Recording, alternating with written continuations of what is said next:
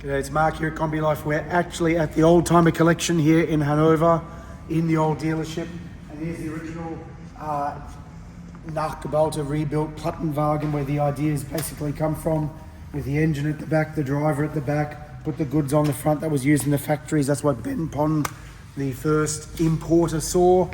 Ben Pon from Holland, and he drew the famous sketch in his sketchbook as to how it should be, with 750 kilos on the back axle, 700 on the front was the idea. This idea for a commercial vehicle. And as we here at the Oldtimer collection, we can see how this is unfolded from the T1. This is a lovely Beck's beer example, and all the way through to what is now the most advanced commercial vehicle, we must say, which is the ID Buzz Cargo.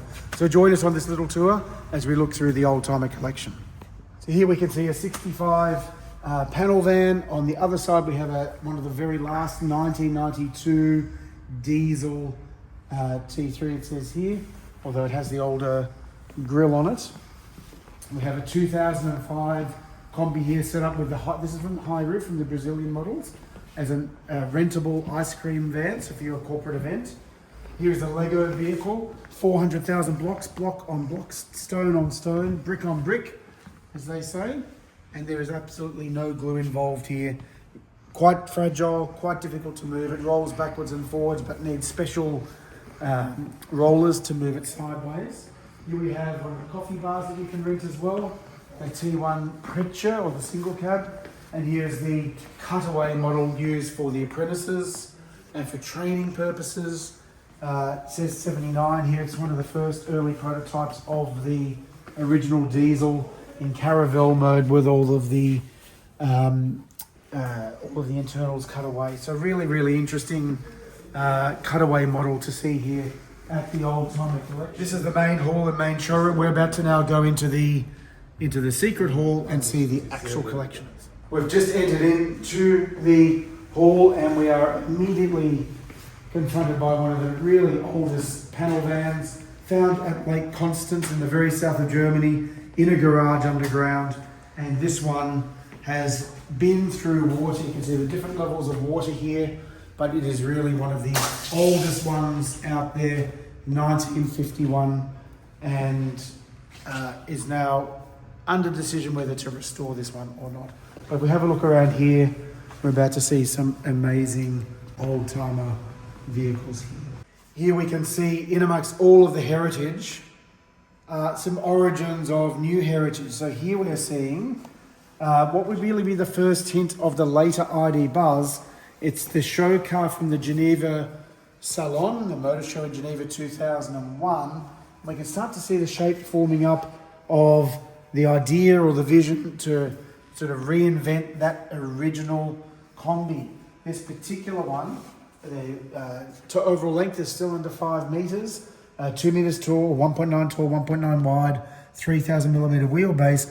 And for some of our fans of the V6 T5s, this actually has the 3.2 VR6 motor with 170 kilowatts within it. But we can see a few design details within it that, again, doing this sort of modern retro. So this was from the California design studio, where there's obviously a very strong sense of design in California, and a lot of the SoCal look that was so common back then with the Beatles and so on.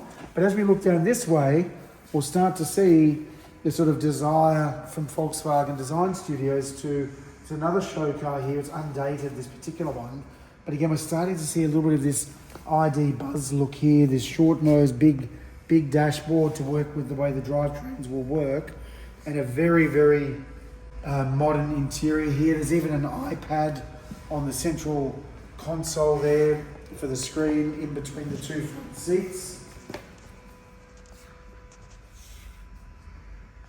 We've got the colours of the two vehicles here side by side. So as we look back along here, you can see the white and the blue, and here we have on this 1965 panel van. It's really more like a crew van, also this white and blue. Introducing the sliding door concept. So normally you would have on the T1s the barn doors, really the barn doors with hinges here that open up. T2, of course, only has sliding doors, but the end of T1 production did have the sliding doors. And this is one of the first with the sliding door concept. And in actual fact, on this particular vehicle, very rare, is the Doppelkabine, or the double loader, the 2 sliding doors on this particular vehicle. Of course, today, every multivan, California, even on T7 platform or the new platform, and ID Buzz, they have the 2 sliding doors in the passenger vehicles. Looking at some of the more modern classics here, we have a very rare LT45 4x4. I saw this vehicle back in 2016 at the Hannover International Commercial Vehicle Motor Show. Very few of these are produced, but it is a 4x4 double cab.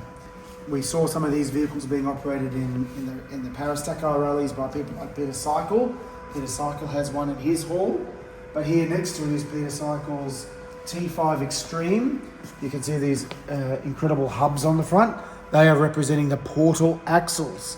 So underneath, there's drive shaft does not go to the center of the wheel like it ordinarily would. It goes near the top of the wheel, and then there's a gear reduction set within the wheel to then create this extreme height. So as we look along these vehicles here, this one is, the bonnet is considerably higher than the others. The red one at the back is also a raised one, double cab. But this Seikel Extreme was very, very few of these were ever made because of the difficulties in achieving registration here in Germany. But this is the T5 with one of the lower power output 96 kilowatt engines. Here's the Caravelle business. This was the follow-up from the Karat T3 Karat business was followed up by the Caravelle business, and they have a really beautiful interior fit out, and it shows some of the technology of the time. You can see right down in here the fax machine, and of course the Nokia car phone there, and some controls for the rear seats. But the idea is you could conduct business in this club seating arrangement in the T3 Karat and then later the T4 business. And we'll see that also over here in the white one, how that was updated in 2008 for the T5 business. This has got the 5-cylinder diesel and possibly 4Motion as well. It is a manual gearbox, this business. But how beautiful is this? This was extraordinarily expensive at the time. All these lovely fittings that almost befits some of the Bentley fittings of that era, and some of those walnut trims and so on within the business. At the end here we have another really lovely vehicle. Some unusual features, a double cab, 5-seater with the Seikel upgrades, the raised suspension, but it's got the LED lights, it has, you know, the requirements for the headlight washers. It does have the double cab mirrors. We can see on the inside it's got the beautiful leather interior, manual gearbox given it to 4Motion. It's got the Cami boxes unbranded here with the original aluminium drop sides on the double cab, and even a small winch arrangement here on the back for this really immaculate double cab T5. What we're looking at here is really rather special. It's part of the Oldtimer collection, but look, it's very modern. It's a T6.1 halogen headlights, short wheelbase, panel van, Kastenwagen with a partition wall. But this is the very last vehicle of the T6.1 production. So the chassis number reads WV1 ZZ 7HZRH 105855. The record 105855. We've just checked the kilometre reading and it's sitting at 122. The vehicle is registered WOB VW111. So WOB, of course, for Wolfsburg. So, and it's in this very special colour. I don't remember seeing this colour on the colour palette of the T6.1 model range. However, we can see that it is very similar to the original T1, T2, T3, T4 commercial blue color.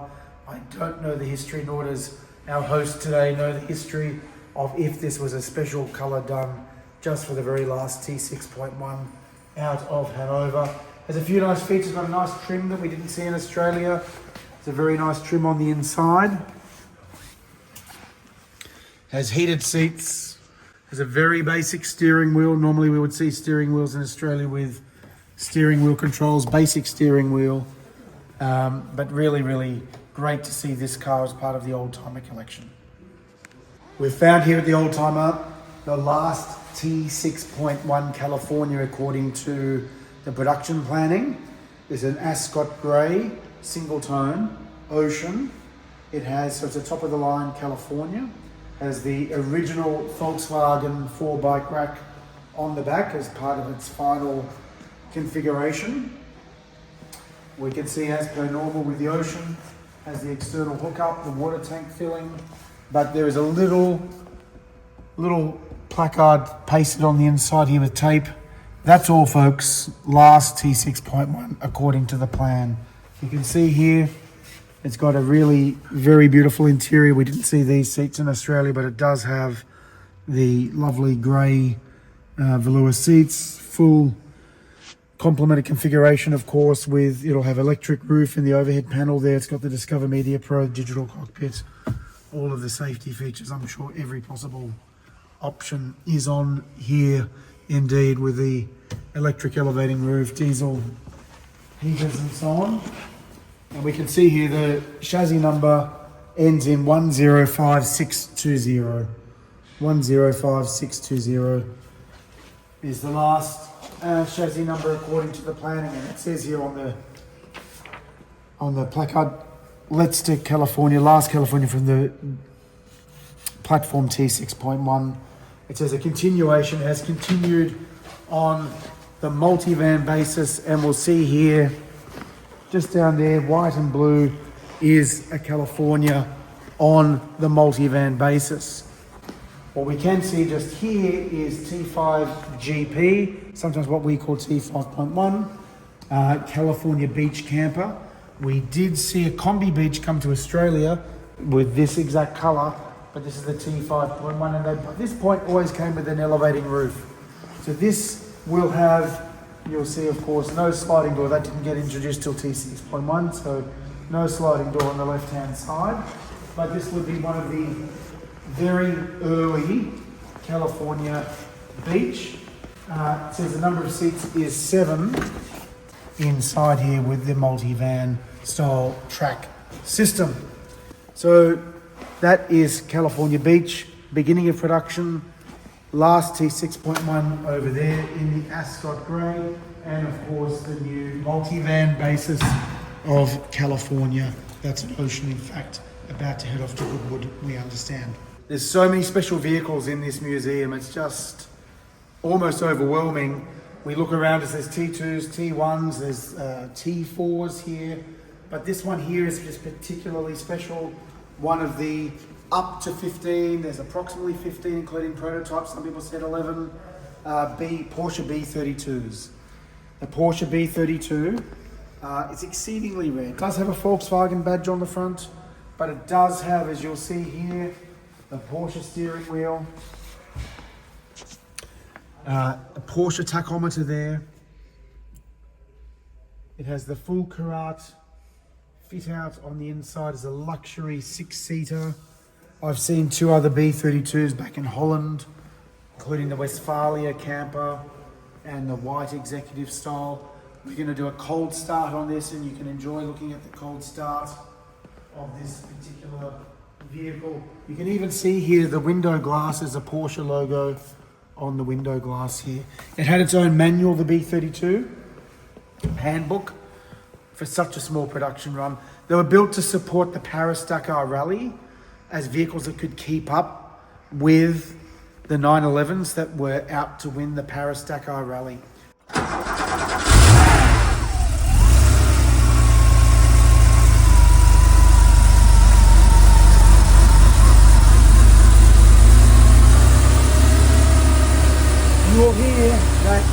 Seikel sound of the air-cooled 3.2 Carrera engine.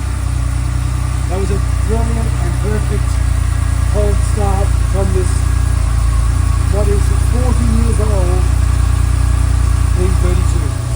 So how good is that, folks? That was a stone cold engine. You can trust me. We're here at the museum. I should have put my hand on the exhaust. I didn't. So that was stone cold, folks. How good was that? That cold start out of the Porsche B32. Absolutely fantastic. And just listen to that classic sound, that classic rumble of that Porsche engine. Absolutely stunning. Busy car scabbard.